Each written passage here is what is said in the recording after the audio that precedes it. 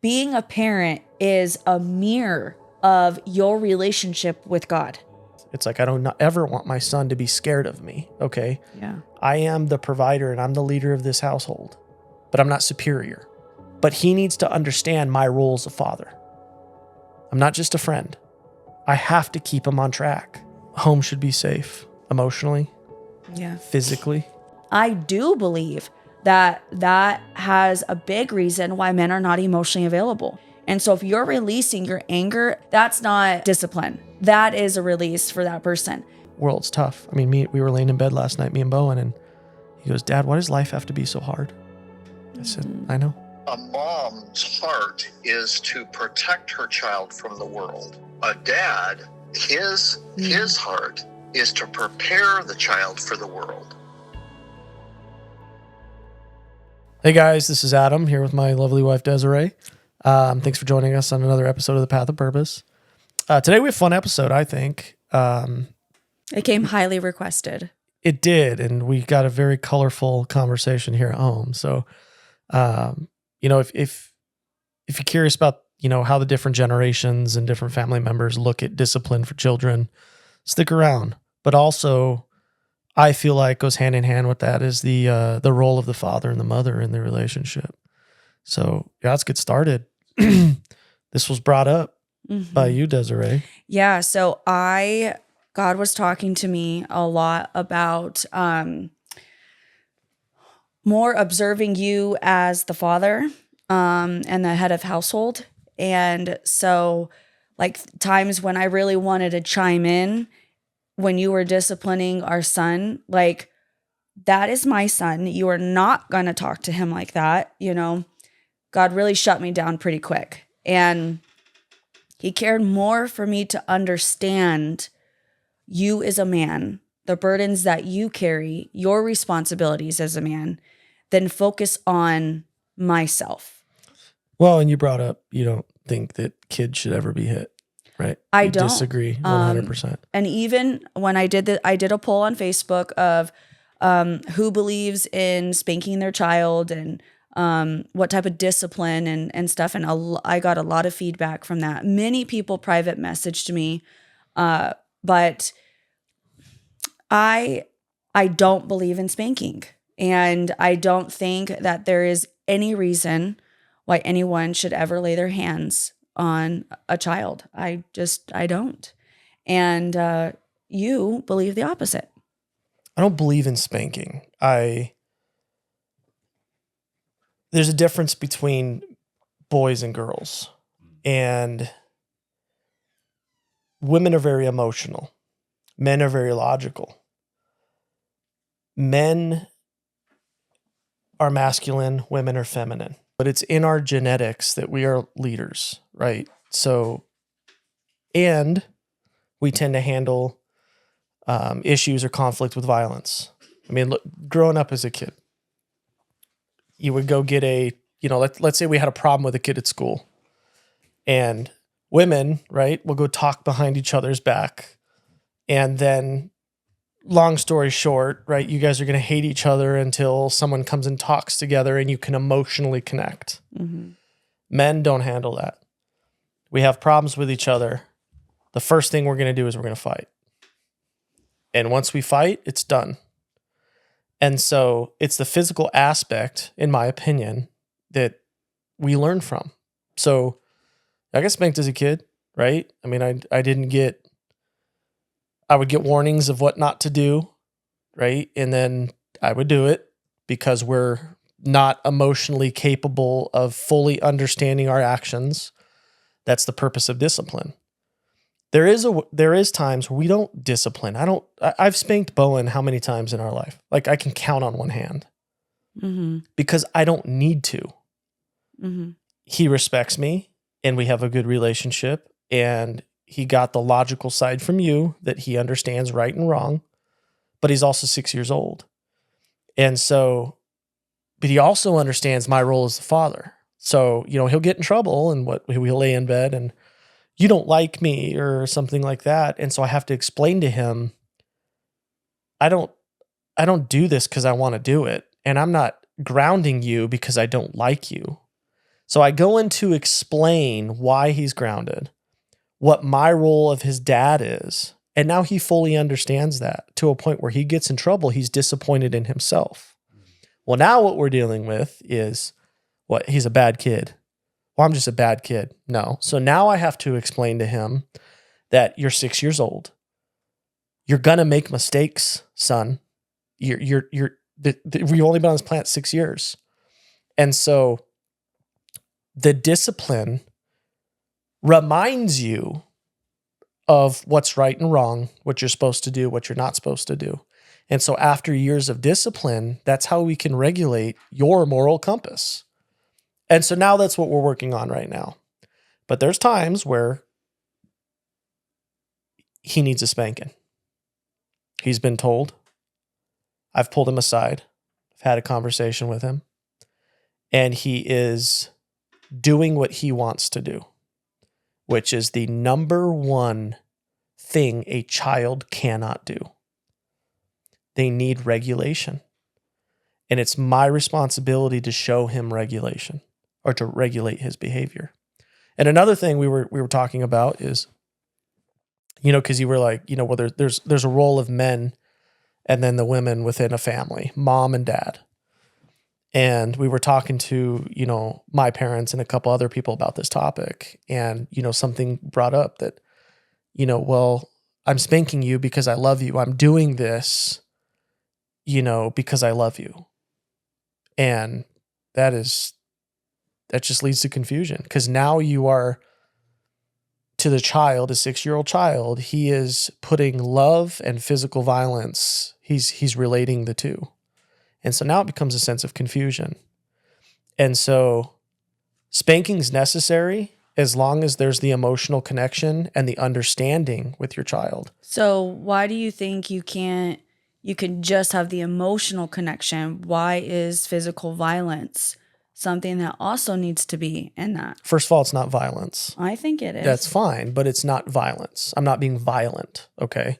Well, and if we talk about generational things, I think that in our generation that we will only spank if we find it absolutely necessary, if we've exhausted every single other thing, It's an immediate reaction. So, and I'm going to speak from how I took discipline as a child. It's a instant reminder, okay? Pulling Bowen aside or your kid aside and talking to them is not instant, okay? You have to try to find words to explain to them why they're not supposed to be doing what they're doing. Let's say your kid keeps reaching. You've got cake and he wants cake. And you said, wait your turn, I'm going to cut you a piece of cake. And he keeps putting his hands in the cake. And you say, no, stop it. He puts his hand in his cake. You smack his hand. What happens? Well, he yanks it away. It was an immediate reaction. And guess what he's not going to do anymore? Okay. So on the other side. Did it hurt? It didn't hurt him. It scared him. Exactly. So on the other side, you could say, you just lost the privilege to have the cake. I asked you multiple times. That's the second part to your discipline. I don't know if I could ever truly get behind the... And okay, doesn't mean that I'm right, okay? But this is because this is something that we are being taught right now. And because of... I feel like... I don't know if it's like a natural thing or many women experience this, but I immediately just want to protect my kid, even when you raise your voice. I'm all like, "Ooh, you're raising your voice like that." I like it, but then it's like, you are an emotional protector. Yeah. Okay. So mothers protect their family and their children emotionally, and you don't want anybody to be hurt, despite the circumstance. Okay, you don't care what they did. As a father, it's our responsibility that they understand what they can and cannot do. Well, and it's going to be different disciplining a boy and a girl. Absolutely. And so like, and that's where I'm at. I am really trying to understand as best as I can how men think. I have a son, And I feel it is my responsibility, and I'm married. So I feel like it's my responsibility to get to know you. If I spend the rest of my life getting to know how your brain functions, if I do that, I know I can love you better, and I can,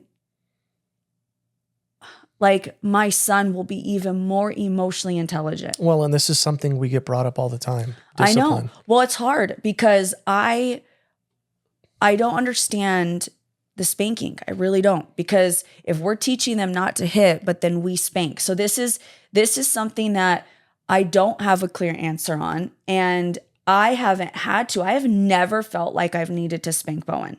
Granted, and he's way worse for me than he is you. Okay, but I also know, I feel like subconsciously, and just I know that because I've dealt with anger issues and still do, I can't even go there. Well, and that's a different thing for you. I know, but this was, I feel like, our parents' generation, or our parents, their parents, generation, is that spanking was actually more abuse back then. Like, it was a release for the parent. And so if you're releasing your anger, that isn't punishment. That's not discipline. That is a release for that person. My dad was telling me that he was spanked with a paddle, a board, or a belt. Like, you were spanked with the hose. Like, my brain cannot if I'm serious. If you thought for 1 second you were going to dry out a hose and use that object or a paddle and you took your belt off, I would take it so quickly out of your hand and hit you with it. And I'm being completely honest, okay? I mean, completely honest. Like, that's where I know a lot of moms probably feel. Mm-hmm. Okay. And so I know, obviously, that I have this deep passion against spanking, against it completely, But I do also feel this little part of me that I am being very dramatic about it, And so I'm really seeking God's help on this. I am trusting you. And your relationship with our son is proof enough that what you do is absolutely working, And I want to actually, so this was something that was said that I really want to share. So when this person on the poll said, when I think about discipline, I realize for years I saw it through the world's lens: punishment, control, obedience through fear. But the more I've walked with God, the more he has shown me discipline was never meant to break us. It was meant to shape us. And emotional intelligence, understanding, stewarding our feelings, is actually a reflection of God's heart. And when I read that, I said that to me really resonated, because you say that the form why I use spanking is, back then, that was the discipline, was to spank. Nothing else was followed up with that. And so I do believe that has a big reason why men are not emotionally available. Men were taught to suppress their feelings. Men were taught that they couldn't cry. They couldn't show feelings. If they did, that they were weak, at least from my understanding of what I've witnessed with you in our own marriage, And I feel like it has led to men. Yeah, men are great out in society and they work hard and they could show up for society. But when they walk through the door, they are not available. They are not emotionally present for their family. Well, and that's true. So the previous generation, the disciplining and the structure of, we'll just say discipline, was to become a functioning person of society, not a degenerate. Stay out of prison, do what's right, do what's wrong. Okay. Well, and the obedience and to respect your father. But from my research, it wasn't just the fathers that spanked. I mean, from what I can see, mothers kind of were worse at it too. From people that it wasn't just dads. I know it happened. Yeah. But what I'm going with this is the emotional development of children was the popularity or even the knowledge was way down here. Okay. The confirmation, making sure that it can conform to society was way up here. Yeah. Okay. So now we're in this special medium place. So what do? Okay. So I'm not anti-spanking, but I don't spank my kid every day. I don't need to, because there's a second part to discipline. Okay. Yeah. My son needs to understand, okay, his actions, why I'm doing what I'm doing, why he's doing what he's doing. And so, you know, he needs to be scared of the consequence, not me and not you. And back then it was You they fear needed your to fear father. the dad. Yeah. You fear your father, which I disagree with. It's like, I don't ever want my son to be scared of me. Okay. Yeah. I am the provider and I'm the leader of this household, but I'm not superior. It's my responsibility that he understands this. And so from a genetic point, I will argue there is a time to spank your children. Okay. But you're eliminating. But you're specifically sick, because if you had a daughter, you would not spank I your would daughter. not spank my daughter. Women are completely different than You're men. saying in a boy's mind, like The way the boy's brain develops, Okay. the way the boys' brains work, the way that boys and men problem solve are completely opposite from women. Okay. And so to spank your daughter would destroy your daughter. Doesn't have the same effect on a man. And so, but both need to fear their consequences.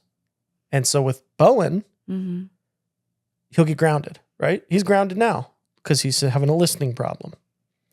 And this used to go from dad's mean, dad doesn't ever want me to have fun, those kind of comments. Well, now he understands that his lack of listening caused this punishment. So he understands that now. Okay. Now we have to help him understand he's saying he's a bad kid. Well, you're not a bad kid. So now, again, it's my responsibility as a father to explain to him he's a child. He's not an adult. He's going to make a lot of mistakes before he's an adult. It's my responsibility as his dad, because I've made those mistakes, to help save him, or that he understands from these mistakes so that he learns. And so the lack of, I'm just going to use the father as an example, okay? The lack of the father in the family, the lack of emotional connection with their children, okay, is huge. Okay, well, And so you bring up this, like, I have an issue with being emotionally available for you, which I do. We have two complete ideas, different ideas of to where that stems from. So in my childhood, spanking was irrelevant to me. It happened and it was immediate reaction and we knew not to do it. Okay. The lack of being my own person. Hey, I want this. No, you don't. Being told what I liked, to have to fit an agenda. And I couldn't discuss my feelings because it was wrong, right, to my father's agenda. That caused this huge emotional disconnect. And in that generation, if we talk about this, just the spanking aspect of things, there is a lot of us that there was the emotional neglect. Okay. So discipline is problem solving. That's all it is. Okay. We have to problem solve. You can't fix one problem just by yelling at each other. You can't fix one problem just by hitting each other. Okay. That's a small part to what you're trying to accomplish. yeah. So what if parenting's complex. So, well, let me explain. Okay. Discipline is complex. Parenting is complex. So when we have to address our child with a certain problem, we have to understand a couple things. They're kids. Okay. First and foremost, I've seen a lot of dads that their kids are not allowed to be kids. They're taking after their past generation to where they have to be seen, not heard. Mm-hmm. And if they're too loud or running around, they get smacked and whacked and whatever. I disagree with that. Okay. But discipline is not, there's not a one answer deal to discipline. You can't hit, put in the corner, ground, and then step away. Because here we are. You actually have to parent. Well, this is the disconnect. We are disciplining because we know that our children are not capable right now of doing everything right. Mm-hmm. So we have to keep them on track. Okay. So we discipline them for their actions, but then don't explain. And so what they're doing sitting in that corner or being grounded is they're thinking. And their brain doesn't know what to do, what to think. So they're making up scenarios in their head. They're causing issues. Now, we put somebody in a corner, sit in a corner once the out. We sit down and explain to them, I love you. This is what I do to Bowen. Bowen, I love you. And I hate grounding you. It hurts me. I don't like it, son, but I have to. You need to understand that I have to. I never tell him I'm doing this because I love you, because I don't want him to coordinate the love with whatever. But he needs to understand my role as a father. I'm not just a friend. I have to keep him on track. And so I look at disciplining as a partnership. Bowen, I need you to work with me. I do not want to spank you. I do not want to ground you. I do not want to discipline you, son. I don't like this. So I need your help. You're going to be disciplined because what you're doing is wrong. I need you to help me, work with me, understand that this is wrong so we don't have to be here again. Mm-hmm. And so that I never had, right? Mm-hmm. As a child. And so to me and him, it's a partnership. He doesn't look at me as I'm the bad guy or he's scared of dad because of how much trouble he's going to get into. Mm-hmm. He's now looking at himself as, well, dad found my mistake. How are we going to fix it? So it's like, I had to spank him a couple weeks ago. Yeah, and that was news to me. Do you know what happened? I spanked him. He cried. I explained it. And then he wanted to go play cars. Okay, but this might be a little off topic, but what if you kept leaving your clothes outside of the hamper, okay? And my thing was because how your mind works is to hit. What if I hit you? Would that teach you a lesson to never leave your clothes outside the hamper again? I'm serious though, babe. I am so serious. This is why I'm trying to understand. So it's okay for man to man, boy to boy for the violence. But if that's the way your brain works, why would it be an issue if I hit you? Well, first of all, if I just didn't throw my clothes in the hamper and you just hit me. No, over and over again. What do you mean? Okay, so let's back up. I want to make sure I understand what you're saying. Okay. So if I repeatedly quit putting my clothes in the hamper. Like you do. Uh-huh. Mm-hmm. Yeah. Mm-hmm. Okay. And I have tried to gentle wife you or whatever, okay? And you keep doing the same thing over and over again. Well, we're talking about children versus adults. Okay, but my mind goes, how is he going to, he's a man, so how is he going to stop doing this behavior that I don't like? And you're saying that men, that it has to be this instant thing. No, men, okay. And I know that may sound silly. Men don't handle, okay. So then let's use your logic. You made me mad. Shall I walk up and punch you in the face? No. Exactly. Because that would destroy me. We don't know. You're saying how men handle conflict, right? And how women handle conflict. So. No. Hold on. Not conflict, but a behavioral thing. Okay, behavioral thing. Okay, so we don't hit women. Okay? Mm-hmm. Because, again, genetics, we're women's protectors. Mm-hmm. And so we don't lay hands. Well, some low life guys do, right? Boys. But that's not how we handle dispute with women and vice versa. If women to lay their hands on us, it's a form of confusion. Because it's like, okay, how do we handle this? Because I could wipe the floor with this person, right? But I have to refrain because you guys are very emotional. We lack the emotions. And so in an instance like that, right, we have to communicate and we need to sit down as a married couple. Hey, you keep doing this. And because it's now a respect deal. Hey, you're not listening to me. I've asked you to please put the clothes in the hamper and you just don't care about it. Okay.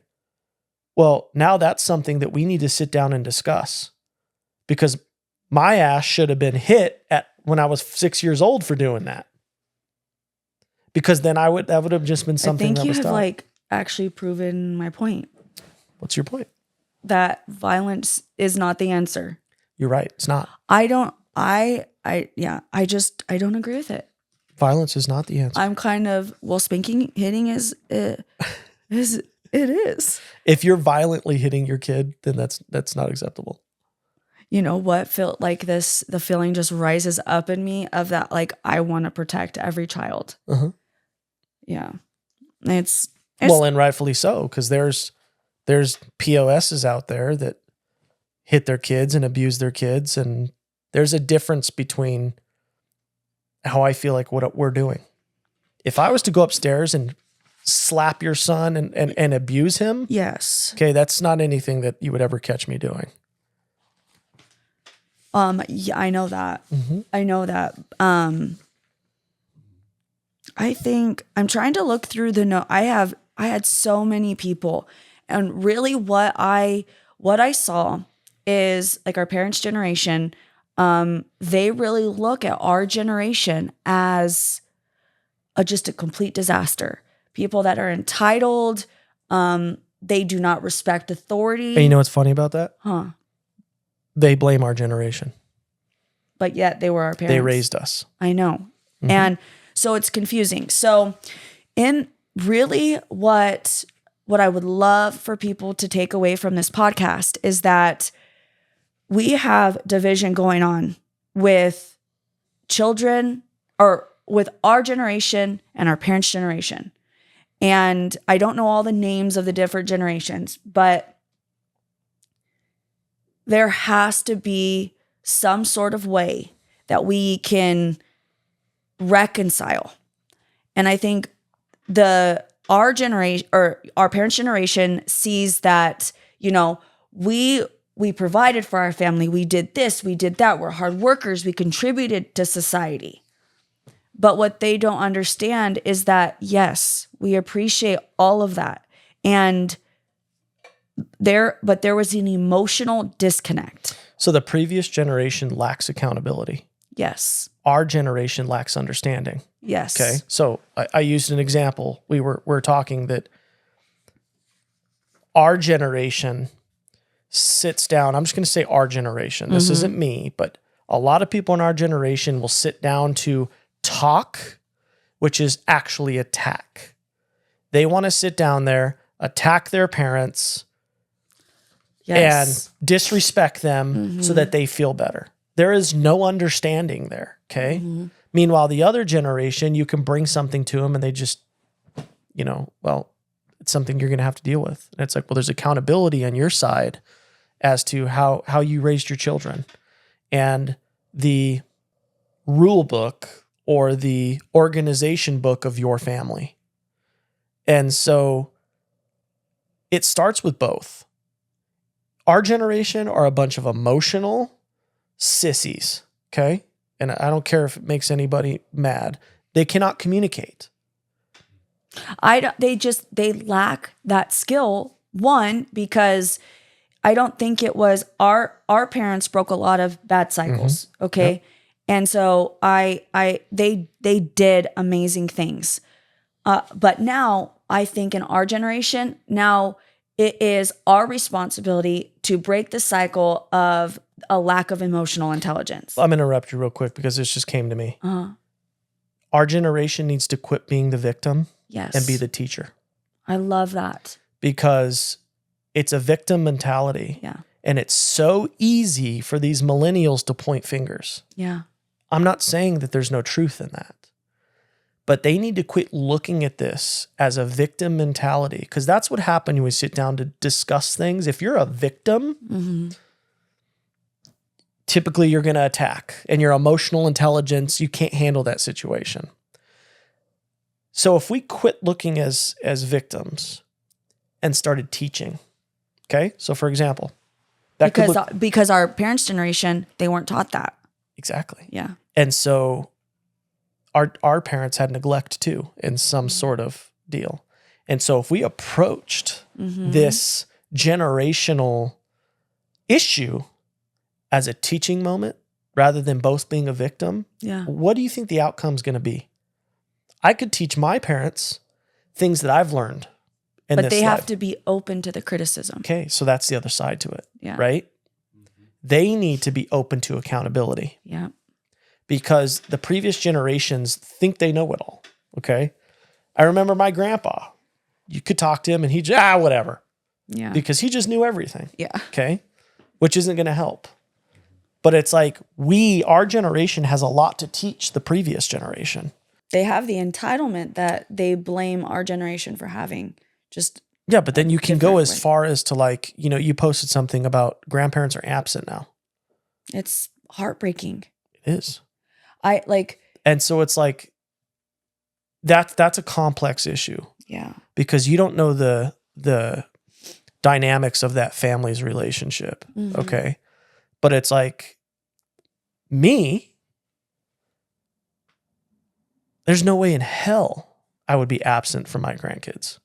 I mean, I'd be fighting Bowen to take his kids for the weekend, right? Yeah. And so there's some sort of disconnect. I heard this thing where the grandparents that are not involved didn't actually really want to be parents. And I think in our world, there has been so much about self-care, just everything, and I think it's been so twisted. If you become a parent, that child and your grandchildren, you have a responsibility for the rest of your life. People become parents not understanding the responsibility that they truly actually have, physically and spiritually. And what a disservice you are doing to your grandchildren by being absent from their life. But then you have parents that will say that they can't stand the gentle parenting, and they're more social media grandparents than they may see their grandchild every one time a year or only on holidays or, whatever. And you have our generation that does not have a community, does not have a tribe. And so our generation is really trying to find that community again because we're looking, beyond our families because we feel like we can't find that in our families. Well, do you know what the root of this is? It's judgment. It's like you judge somebody, you're not going to want to be around them for how they're acting. And this is a society issue. I mean, judgment, everybody judges now. I'm talking about explicitly, verbally, disrespectfully. Yeah. And so it's like back in the day,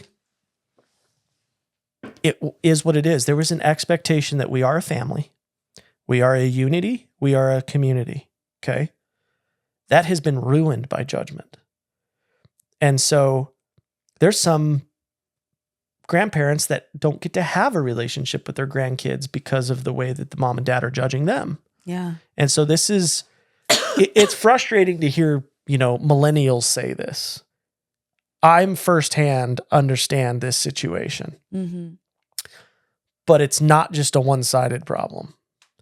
Judgment has become so normal, and this self-care, hey, you do you, has eliminated the truth. Okay? So people are allowed to feel and do as they please because of how they feel. They could be completely wrong. I know. And so I mean, look in the media. Destructive. Truth doesn't exist anymore. I know. I just had a conversation with you about conspiracies. Conspiracies are even worse because now people are getting farther from the possible truth. See, and on the other hand, I feel like keep the conspiracies coming out. Yeah, It gets I know. people to think. Trust you know? me, I know all even your though YouTube channel. Yeah, even though the conspiracy theories are way out there, it gets people thinking, and I love that. And I think that is a generational thing too. Previous generations were just compliant, and we aren't. Our generation is like, nope, we see something wrong with that. We won't comply to evil anymore. Like it just, we see something really wrong with this, and we want our future generations to not be under that spirit. Let's compound a victim mentality with the other party not taking accountability, and then both parties judging each other. Yeah. What picture does that paint? Mhm. Exactly an absent relationship with family. And how many families are cutting each other? We saw these things on social media, you know, it's okay to cut them off, blah, blah, blah, blah. And it's basically glorifying how you feel. You do you, just like I just said. And it's destroying. Okay, but It's okay. So it's eliminating conflict resolution and a conversation. assuming because not everyone has parents as mature as yours and as much as they care I understand and invested in you. 100%. Okay? But instead of preaching, it's okay to cut them off. I see so much negative encouragement, okay, Mhm. and less positive. Yeah, because we're showing our children. Hey, that- instead of cutting them off, understand they have trauma too. Find a common ground. Okay, sometimes that is nearly impossible to do. Okay, and I'm sure that the people that are cutting off in-laws or their own parents. I'm not talking about the people that are doing it. I'm talking about what media is portraying, okay?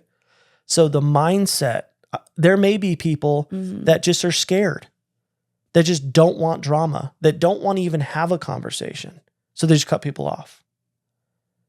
It's like what I'm saying is the portraying of negative encouragement.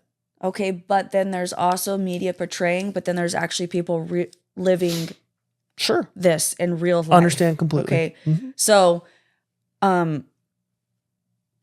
there are parents in our generation that cannot go or have tried every single way. They've exhausted every single resource, okay, to be able to reconcile a relationship with their parents. What I have seen is that they're kind of just icing on the cake, is that if they don't pursue having a relationship with their children, they can get away with treating, us, their children, however they want. But the moment that they do the same thing to their children, it's a cutoff, And it's almost this where our parents' generation just needs to be more open-minded, that and understanding, like, give your child the opportunity and the space to feel heard and seen.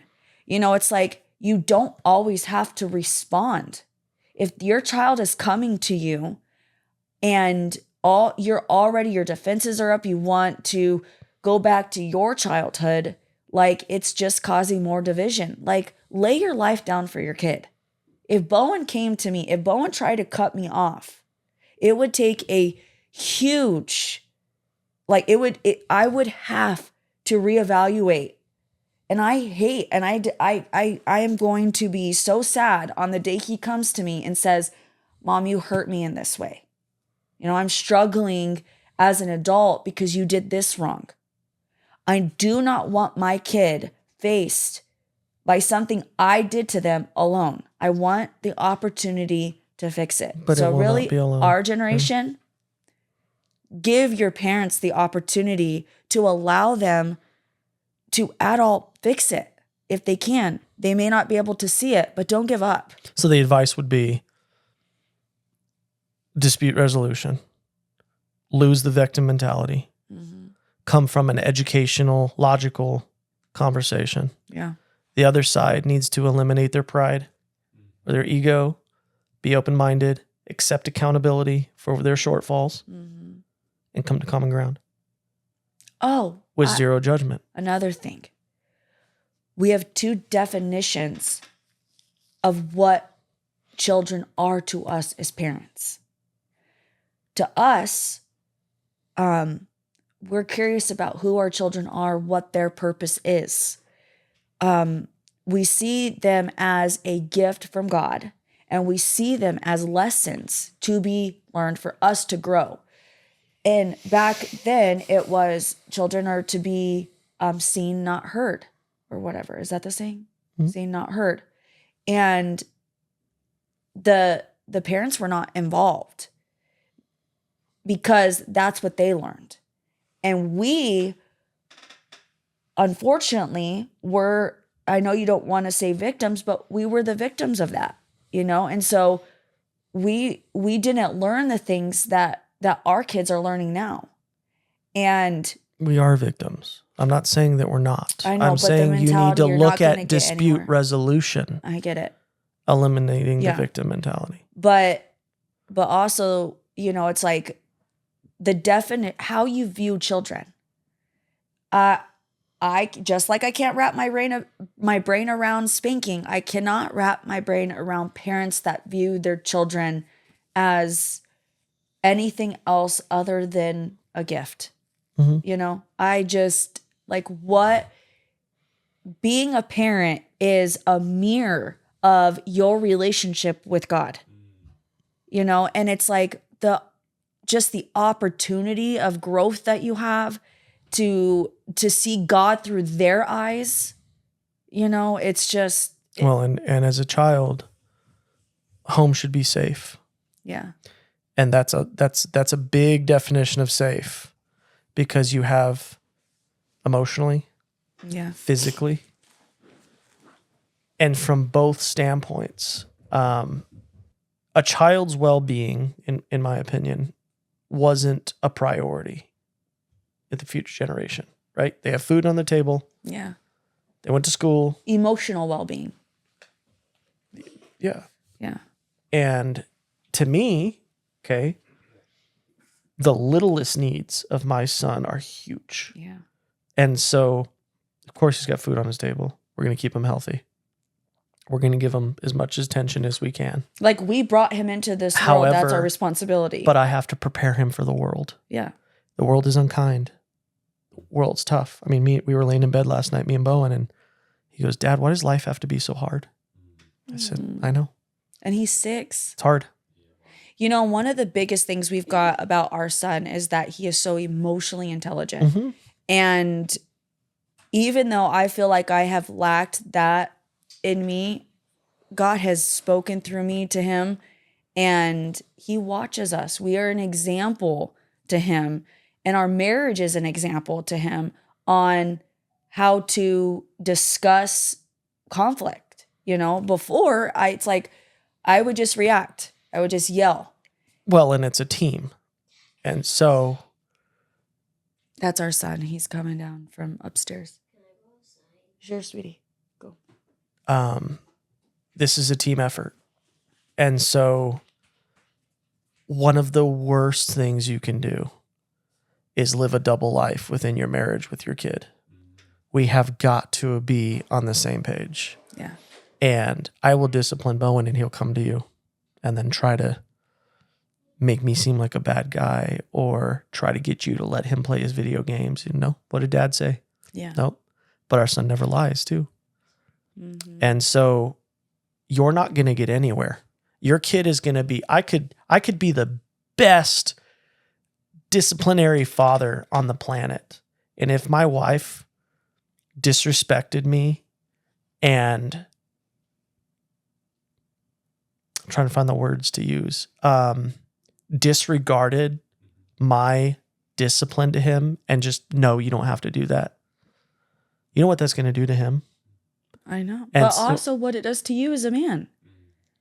That's a different story. We're talking about him as the I know. kid, the confusion. Oh, well, okay, well, mom lets me do it. And I could get away with anything with mom. So it doesn't matter how you discipline. Yeah. If you are both not on the same page, Yeah. you know, like Bowen may come to me and say, mom's being mean to me. She's not being mean to you, son. Let me tell you why. Versus, dad, mom's being mean to me. Yeah, mom's in a crappy mood today. That's disrespectful. Mm-hmm. So we're verifying and he's believing what he just told me. And it's like, she's not being mean to you. You need to understand where we stand as parents. And so if that like we're a team, we're united exactly. in this. Yeah. But there's a lot of parents that aren't. But being talked to one the completely other day. honest, I have not always been, united in I that understand way. that. Only because I have this protector that comes out like that. I carried him. You didn't carry But that's him. fine. I know. But I know. what you do is you come and talk to me Yes. I don't ever. privately. Mhm. This is not a conversation we have in front of him. Yeah. Babe, why did you ground him from that too? Okay? Because I remember actually one time you did, and I came to you and I said, I think that is really unfair. And you're like, you were right. And you went back to him and told him like that was an unfair thing or whatever, Yeah. And so, yeah, it's just being in unity with each other. And But I me mean, it's trusting hard you to as his because dad. but you have to trust your partner too. And how many people are in these rough relationships where, it's so hard to be good parents when your home is a disaster. Hey, what did your dad say? And we'll end this pretty soon. I'm sure this will be another episode too. But what did your dad say about how dads prepare for the world, but moms darn it, what is it? It's really good, and I would really like to end on that. You Call wanna your him? dad. My Call your phone's over dad. there. You call my dad.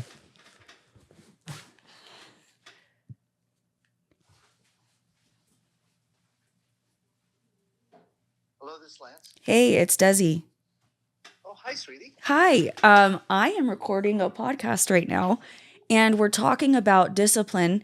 And there was something you had said to Adam and I that was pretty impactful about how a dad disciplines like to prepare for the world. And it was different for a mom. Do you remember what you said? Well,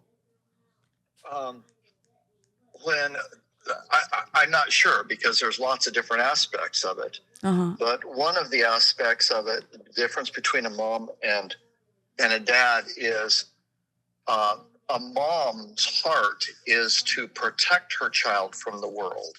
Yes. And so when the child is hurt, the mom, comforts the child and turns the child towards her.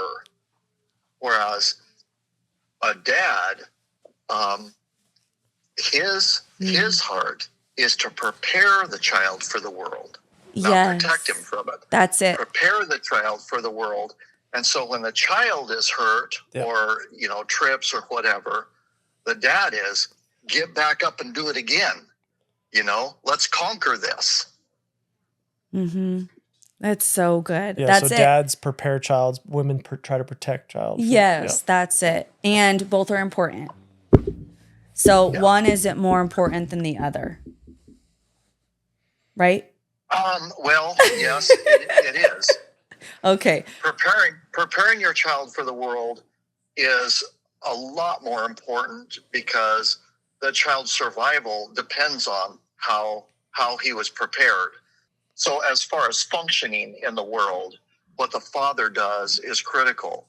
Now, as far as being sensitive to the hurts of others, that's what the mom is doing in the comforting, the demonstrating, the comforting and all of that. It gives the child an empathy, and sympathy for others that what the mom does is emotional, creates a soft spot in the child. Whereas what the father does creates hard spots for the child. Yeah. And both are necessary. But as far as functioning in the world, Yeah. I asked that question on purpose. The Oh, well, thank you. And we're going to be sure to include this part of the podcast because I really wanted to end the podcast on what you had said because it is so powerful and it is so true. And so thank you for answering. All right. Okay, I love you. Love you too, sweetie. Bye. By the way, Adam's family never said I love you when they got off the phone. And here we go. My family says I love you. And Adam thought like he had the audacity to be like, bye. And then I was in literal shock. Like you didn't say I love you. And so I had to actually like train his parents and my husband to say I love you before getting off the telephone, because those are the last words that you could ever say to them. So if you do not say I love you before you get off the phone, say I love you. Coming from the same woman who I called her when I was in the hospital for a broken shoulder, thought that I was joking. And so I was in there by myself until she realized that I wasn't joking. Well, I thought you were playing a joke on me for some reason, but that has nothing to do with I love you. I love you very much. I just didn't believe you. I thought you were pranking me. I thought like Ashton Kutcher was going to come out any moment. Oh, well, thank you guys so much for listening. And I know that there's probably going to be a lot more about this topic that we may even do more than just one episode. But we want to keep it short and we want your guys's opinions on this. We would love to be able to even broaden more of our perspective on this because we want people to feel heard in all generations. I want feedback. I want the listeners' input because I don't know everything. And I could be wrong in logic that I think, ideas that I think. I love discussion. And so, I hope this is helpful, but I also have a lot to learn. This is just what we have done in our marriage. That works. That is working. We see life in our son. He respects both of us. He does not fear either of us. And we have completely different views on spanking, on discipline. So, it works. But yeah, but I'd like to hear what works for you. Yeah. I mean, it really would. Yeah. So this was just some parents were having issues of disagreeing on how to discipline a child, and not even just parents, but grandparents observing the gentle parenting and having like an issue and a true concern on how gentle parenting could actually really affect our children in the real world. I'd like to think that my parenting is gentle parenting. I think we do have gentle. I think that we are parents. I think we need to get rid of the labels. And you can't gentle parent. You can't just be gentle. You actually have to follow it up with the parenting. You can't just like redirect their attention to somewhere else. I mean, you actually have to parent through whatever that conflict was. But to be fair, a lot of us are parenting ourselves while we are being parents to our children. So we're learning. Yeah. And, we don't have it perfect. But one thing that can happen is that we can come together and unite and not divide. Be open-minded and hear what your parents have to say. And same thing, be open-minded of what your children have to say as well. But talk about it. Yeah, like talk. Talk about it. Don't walk into it trying to plead your case and being a victim. I mean, it's like, come in mutually and be respectful. It's like, it's not a time to attack people. If you're trying to come to resolution, Well, come in with intention. Come in with, I want to have a relationship with you. Mhm. I want you to have a relationship with your grandchild. Yeah. And I want to respect you. I want to forgive. You know, come and be very intentional in the conversation and know what you want your future to look like with, you know, your family members. There's just too much division in the world, you know, with everything that's going on. So I think that's all, babe. You have anything else to say? I always have too much to say. I know. We got to keep it shorter though. We'll I have do a lot another. to say. Join us for the next episode. We'll deep dive into some other fun topic that we've had a discussion about here at home. So Yeah. thanks for joining, guys. Thank you.